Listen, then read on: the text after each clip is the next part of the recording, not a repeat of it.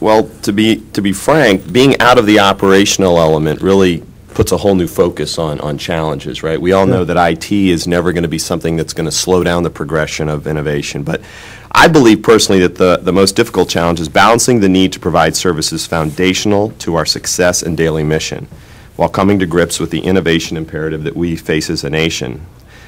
Personally, again, I believe that we can overcome these through three primary forces. One, executive empowerment. We talked a lot earlier about having the resources and the backing to balance this operational versus environment role that we all face, right? It's either, the business of IT, and how does the business of IT mesh with the operations of IT, and it shouldn't be one or the other and the fence dividing. It should be, you have to have the support to push that envelope, but also understand that you need to have a seat at the table, specifically in regard to a CIO. Mm-hmm. Chief information officers have seats at tables, but they need to have a voice. They need to drive a lot of the requirements, I believe, and also the change. They should be seen as the leaders to say, here's where we want to go, take us there, versus here's the requirement, go make it happen. Secondly, personal energy. I think we all exude that you have to be passionate about what you do. Those are challenges, not having the right people, but to find yourself, who are those like-minded supporters of how you think, and a strong team and attitude for outreach. OMB's Memorandum 10-24 calls for the, quote, strengthening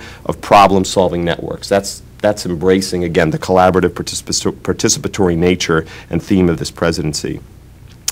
So the challenge is moving beyond our comfort zones, to put it bluntly, to proactively identify those potential solutions and finding a way to work with the vendor community. I think the vendors are not just those folks that try to sell, but they're the folks that we need to partner with, because they have a lot of ideas and solutions that we need to not just hear about, but look to implement.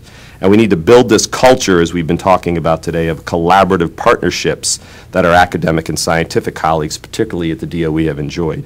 There's to use some quotes out there, there's one I came across this past week, that innovation without implementation has no value. So we're looking to lower the cost of business in the government and budgets being reduced while pushing the innovation envelope. With that is, well, if we're going to say lower the cost of government and innovate, we need to have to be able to implement as well to make those proofs of concept come to